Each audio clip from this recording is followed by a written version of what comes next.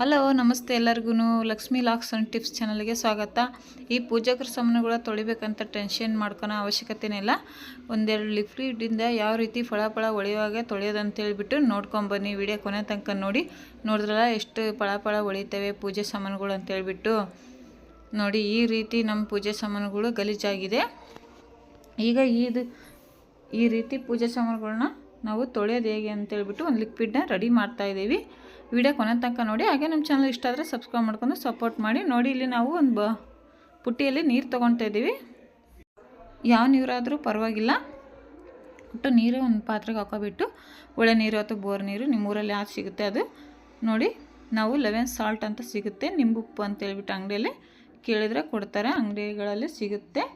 ಈ ಉಪ್ಪನ್ನು ಒಂದೂವರೆ ಸ್ಪೂನ್ ಹಾಕಿಬಿಟ್ಟು ನಾನು ನೋಡಿ ಈ ರೀತಿ ನೀಟಾಗಿ ಕರಗಿಸ್ಕೋಬೇಕು ಆ ಉಪ್ಪನ್ನು ನೀರಲ್ಲಿ ಒಂದು ಸ್ಪೂನಿಂದ. ಇವಾಗ ನೋಡಿ ಲಿಕ್ವಿಡ್ ತೊಗೊಂಡಿದ್ದೀನಿ, ವಿಮ್ ಲಿಕ್ವಿಡ್ 1-2 ಸ್ಪೂನ್. ನೋಡಿ ಲಿಕ್ವಿಡ್ ಹಾಕಿದ ನಂತರ ಕ್ಲೀನಾಗಿ ಮಿಕ್ಸ್ ಮಾಡ್ಕೋಬೇಕು. ಒಂದು ಸ್ಪೂನಿಂದ ನೀಟಾಗಿ ಎಲ್ಲ ಕಡೆಗೂ ಲಿಕ್ವಿಡ್ಡು ಮತ್ತು ಲೆಮನ್ ಸಾಲ್ಟ್ ಕೂಡ ಕ್ಲೀನಾಗಿ ಕರಗಬೇಕು. ನೋಡಿ ಈ ರೀತಿ ಲಿಕ್ವಿಡ್ ಹಾಕಿದ ಮೇಲೆ ನೊರೆ ಬರುತ್ತೆ. ನಾವು ಇದನ್ನ ಹಾಕ್ತಾಯಿದ್ದೀವಿ. ಅದಿಲ್ಲಾಂದ್ರೆ ಪರವಾಗಿಲ್ಲ ಹಂಗೆ ಮಾಡ್ಕೋಬೋದು. ಒಂದು ನಿಂಬೆಹಣ್ಣಿದ್ರೆ ಹಿಂಡ್ಕೋಬೇಕು, ಇಲ್ಲಾಂದರೆ ಇಲ್ಲ. ನೋಡಿ ಈಗ ನೆನೆಯಕ್ಕೆ ಬಿಡೋಣ, ಒಂದು ಅರ್ಧ ಗಂಟೆ ಅಥವಾ ಒಂದು ಕಾಲು ಗಂಟೆ ನೆನೆಯಕ್ಕೆ ಬಿಡಿ. ಈ ರೀತಿ ಇಟ್ಬಿಟ್ಟು ಎಲ್ಲ ಪಾತ್ರೆಗಳನ್ನು ಈ ನೀರಲ್ಲಿ ಮುಳುಗಿಸಿಡ್ಬೇಕು. ಈ ರೀತಿ ಮುಳುಗಿಲ್ದ್ರೆ ಈ ರೀತಿ ನೀರನ್ನು ಸ್ವಲ್ಪ ಕೈಯಿಂದ ಹಾಕಬೇಕು. ನೀಟಾಗಿ ವಾಶ್ ಆಗ್ತವೆ. ನೀವೇನು ಕೆಲವರಿಗೆ ಕೈ ಹೊರಟಾಗ್ತವೆ ಪಿತಾಂಬರಿ ಪುಡಿಯಲ್ಲಿ ತಿಕ್ಕಿದ್ರೆ. ಈ ಮೂಡುಗಳಿರೋದ್ರಿಂದ ತುಂಬಾ ಕಷ್ಟ ಪೂಜೆ ಸಾಮಾನುಗಳು ತೊಳೆಯೋದು. ಅದಕ್ಕೋಸ್ಕರ ನೀವು ಈ ರೀತಿ ಮಾಡಿದರೆ ತುಂಬ ಈಸಿಯಾಗಿ ತೊಳ್ಕೊಬೋದು ಅಂತ ಹೇಳ್ಬಿಟ್ಟು ನಾವು ಈ ವಿಡಿಯೋನ ಅಪ್ಲೋಡ್ ಮಾಡ್ತಾಯಿದ್ದೀವಿ. ನೋಡಿ ಈ ರೀತಿ ಎಲ್ಲ ಕಡೆಗೆ ತಿರುಗಿಸಿ ಪೂಜೆ ಸಾಮಾನುಗಳನ್ನ ಆ ಲಿಕ್ವಿಡ್ ನೀರಲ್ಲಿ ಈ ರೀತಿ ನಾವು ತಿರುಗಿಸಿ ಇಡಬೇಕು. ನೋಡಿ ಆ ನೀರು ಎಲ್ಲದು ಇದಕ್ಕೂ ಇದಾಗಬೇಕ್ರಿ ಸ್ವಲ್ಪ. ನೋಡಿರಲ್ಲ ಈ ರೀತಿ ಸ್ವಲ್ಪ ನಾವು ನೀರನ್ನು ಎಲ್ಲದಕ್ಕೂ ಹಿಂಗೆ ಹಾಕ್ಬಿಟ್ಟು ನೋಡಿ ಎಷ್ಟು ಕ್ಲೀನ್ ಆಗೈತೆ ಅಂತ ಹೇಳ್ಬಿಟ್ಟು ಸ್ವಲ್ಪ ಈ ರೀತಿ ತೆಂಗಿನ ನಾರು ತೊಗೊಂಡಿದ್ದೀವಿ. ನೋಡಿ ತೆಂಗಿನ ನಾರಿಗೆ ಯಾವುದೇ ರೀತಿ ನಾವೇನೂ ಹಚ್ಕೊಂಡಿಲ್ಲ.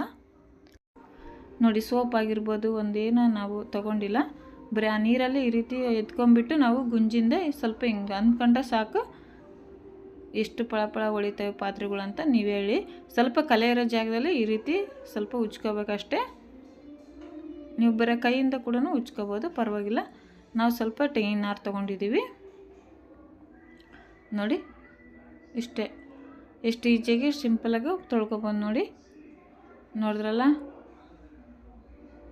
ಫಂಕ್ಷನ್ಗಳಲ್ಲಿ ಕಳಸಗಳು ಇಟ್ಟಿರ್ತೀರ, ಪೂಜೆಗಳಲ್ಲಿ ಒಂದೆರಡು ದಿನ ಲೇಟ್ ಆಗುತ್ತೆ ತೆಗಿಯೋದು. ಆವಾಗ ಎಣ್ಣೆ ಜಿಡ್ಡಿಂದ ಭಾಳ ಕೊಳೆ ಆಗಿಬಿಡ್ತೈತಿ ಕಳಸ. ಆವಾಗ ನಾವೆಷ್ಟೇ ತಿಕ್ಕಿದ್ರೂ ಹೋಗಲ್ಲ ಪಿತಾಂಬರಿ ಪುಡಿಯಿಂದ.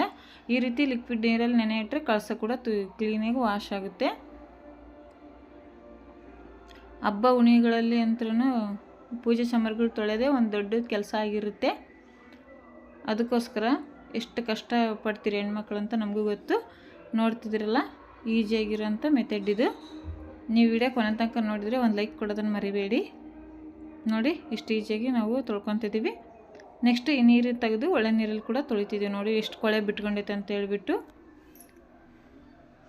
ನೋಡಿ ಎಲ್ಲ ಕೊಳೆನೂ ಈ ಪುಟ್ಟಿಯಲ್ಲೇ ನೀರಲ್ಲಿ ಆ ರೀತಿ ಕಾಣಿಸ್ತದವೆ. ನೀರು ನಾವು ಹಾಕಿದಾಗ ನೀರು ಹೆಂಗಿತ್ತು, ಇವಾಗ ನೋಡಿ ಯಾವ ರೀತಿ ಕಲರ್ ಬಂದಿದೆ ನೀರು. ಈಗ ಒಳ್ಳೆ ನೀರು ಹಾಕ್ಬಿಟ್ಟು ನಾವು ತೊಳಿತಾಯಿದ್ದೀವಿ. ನೋಡಿ ಇನ್ನೊಂದು ಟೈಮ್ ಬಿಟ್ಟು ಒಳ್ಳೆ ನೀರಲ್ಲಿ ತೊಳಿಬೇಕು ನಾವು. ನೋಡಿದ್ರಲ್ಲ, ಪೂಜೆ ಸಾಮಾನುಗಳನ್ನ ತೊಳೆಯೋದು ಎಷ್ಟು ಈಜಿ ಅಂತ ಹೇಳ್ಬಿಟ್ಟು.